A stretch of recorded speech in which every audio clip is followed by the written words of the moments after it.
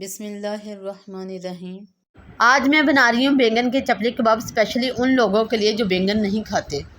मैंने यहाँ पर 4 बैंगन लिए हैं और उनको अच्छी तरह वॉश कर लिया है। अब उनको छील कर उनको पीसेस में कट कर लूँगी।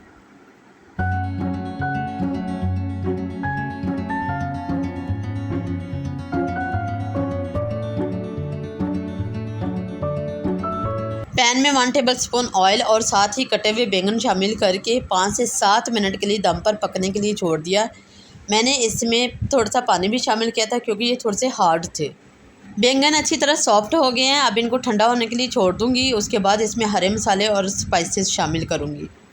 सबसे पहले बारीक कटा हुआ धनिया, बारीक कटी हुई सब्ज़ मिर्चें, बारीक कटा हुआ 1 मीडियम साइज़ का प्याज, बारीक कटा हुआ 1 टमाटर बड़े वाला और उसके बीच में निकाल दिए थे और उसके साथ ही फ्रेश लहसुन पीस के इसमें शामिल किया।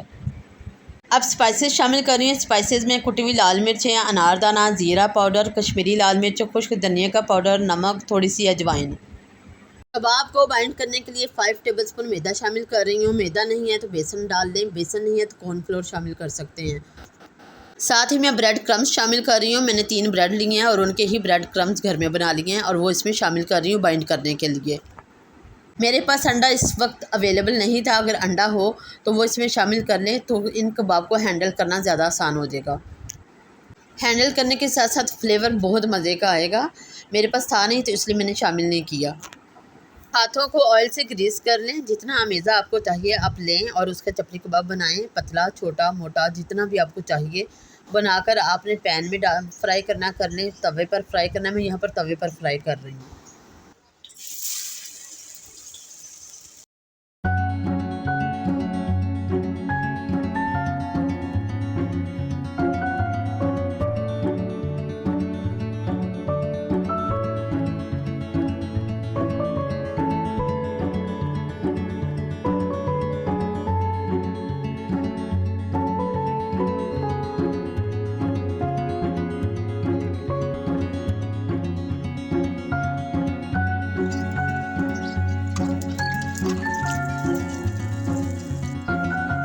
बैंगन के चपली कबाब तैयार हो गए हैं जो कि बहुत ही मज़े के बने हैं। और मेरे यहाँ लाइट चली गई है और मैं कैमरे की लाइट पर दिखा रही हूँ। अगर लाइट होती तो आपको ज़्यादा अच्छी तरह नज़र आते कि कितने अच्छे बने हैं और कितने मज़े के लग रहे हैं।